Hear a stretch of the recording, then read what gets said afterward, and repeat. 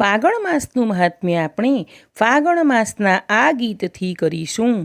કેસુડાની કળીએ બેસી ફાગણીયો લહેરાયો, આવ્યો ફાગણીયો કેરુડો ફાગણીયો.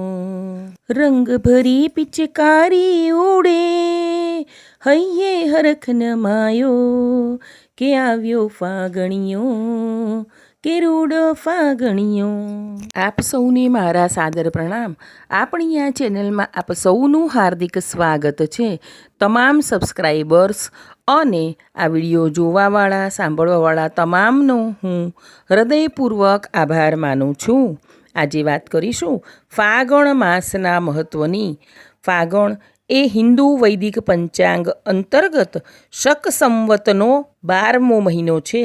ફાગણ માસ પછી ચૈત્ર માસ આવે છે, જે શક સંવતનો પ્રથમ માસ છે. ફાગણ મહિનો ઉનાળાની ઋતુમાં આવતો મહિનો છે. આ મહિનામાં ખાખરાના વૃક્ષ પર ફૂલો બેસે છે, જેને કેસુડા તરીકે ઓળખવામાં આવે છે. આ મહિનાની પૂર્ણિમાના દિવસે ફાલ્ગુની નક્ષત્રના રૂપમાં જોવામાં આવે છે. તેથી આ મહિનાનું નામ ફાગણ માસ રાખવામાં આવ્યું છે. ફાગણ માસને ફાલ્ગુન માસ અથવા ફાગ માસ પણ કહેવાય છે. આ મહિનો આનંદ ઉલ્લાસનો મહિનો પણ કહેવાય છે. ફાગણ મહિનામાં વસંતનો પ્રભાવ હોવાથી આ મહિનામાં સંબંધોમાં મધુરતા આવે છે અને વાતાવરણ મનમોહક રહે છે. ફાગણ માસનો આખો મહિનો શ્રી કૃષ્ણની પૂજા કરવાનો છે. ફાગણની પૂનમે ચંદ્રદેવનો જન્મ થયો હતો, તેથી ચંદ્રદેવની પૂજા પણ કરવી જોઈએ.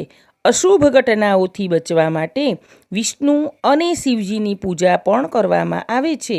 ફાગણ માસના સુદ પક્ષમાં વસંત ઋતુ હોવાથી રંગીન અને સુંદર કપડાં પહેરવા જોઈએ. ફાગણ માસની ચતુર્થીની તિથિએ ગણેશજીની પૂજા કરવી જોઈએ. પંચમીની તિથિએ શિવજીના નાગેશ્વર રૂપની પૂજા કરવાનું મહત્ત્વ બતાવવામાં આવ્યું છે. સપ્તમીએ સૂર્યદેવની પૂજા વિષ્ણુના રૂપમાં કરવામાં આવે છે. 11રસના દિવસે આમલકી એકાદશીનું વ્રત રાખવામાં આવે છે. 12રસને દિવસે ગોવિંદ દ્વાદશી વ્રત હોય છે. આ અઠવાડિયામાં જ હોળીના 8 દિવસ પહેલાં હોળાષ્ટક શરૂ થઈ જાય છે. હોળાષ્ટકના દિવસોમાં કોઈ પણ પ્રકારના શુભ કાર્યો કરવા ન જોઈએ. હોળાષ્ટકમાં ભગવાન વિષ્ણુ અને શિવજીની પૂજાથી દુર્ઘટનાઓથી બચી શકાય છે.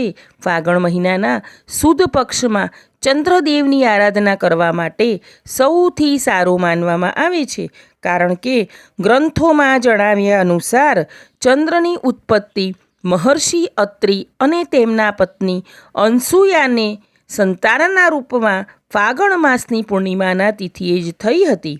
એટલા માટે ફાગણને ચંદ્રના જન્મનો મહિનો માનવામાં આવે છે. ફાગણ સુદ પૂનમના દિવસે હોળી અને બીજે દિવસે ધૂળેટી મનાવવામાં આવે છે. ફાગણ મહિનામાં પીપળાના વૃક્ષની પૂજા ખૂબ કલ્યાણકારી માનવામાં આવે છે. તેમ કરવાથી જીવનની નકારાત્મકતાઓ દૂર થાય છે. જ્યોતિષ શાસ્ત્રમાં ફાગણ મહિનાને લઈને કેટલાક નિયમો બનાવવામાં આવ્યા છે, જેનું પાલન કરવું જરૂરી છે. તો જોઈએ નિયમો. ફાગણ મહિનામાં ભગવાન કૃષ્ણની અને ચંદ્રની પૂજા કરવી જોઈએ. આ ઉપરાંત ભગવાન શંકરની પૂજા કરવી પણ શુભ માનવામાં આવે છે. આ માસમાં નિયમિત રીતે શિવલિંગ પર જળ ચડાવવું જોઈએ. સાથે જ શિવજીના મંત્રોનો જાપ પણ કરવો જોઈએ. આ માસમાં વધુમાં વધુ ધાર્મિક કાર્યો પર જોર આપવું જોઈએ. તામસિક ભોજનથી બચવું જોઈએ. ભગવાન શ્રી કૃષ્ણ અને મહાદેવને ગુલાલ અર્પણ કરવું જોઈએ. તેનાથી જીવનમાં સકારાત્મકતાનો સંચાર થાય છે. સાથે જ ઘરમાં ધન અને વૈભવનું આગમન થાય છે.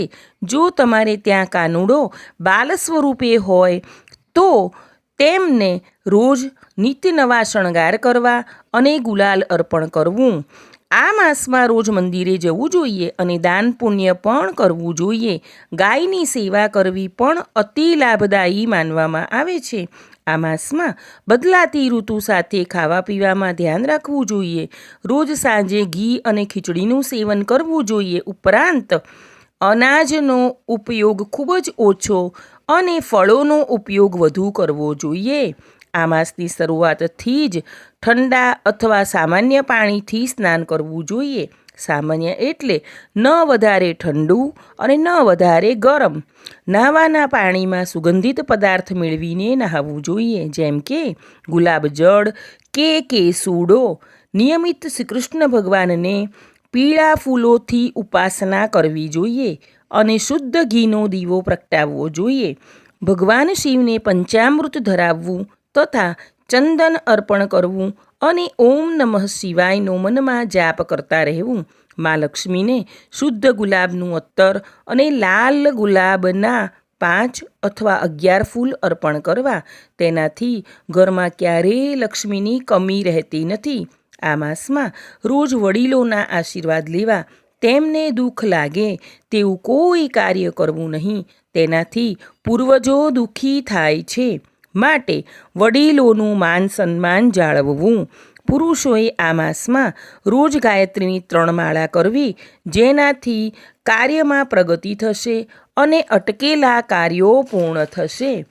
આમ આપણે ફાગણ માસમાં કોની પૂજા કરવી અને કયા નિયમો પાળવા તથા તિથિ મુજબની ભગવાનની પૂજા કઈ રીતે કરવી ઉપરાંત મહિમા વગેરે જોયા. આશા રાખું છું કે આ વિડીયો તમને ચોક્કસ ગમ્યો હશે. મને સાંભળવા બદલ આપ સૌનો ખૂબ ખૂબ આભાર.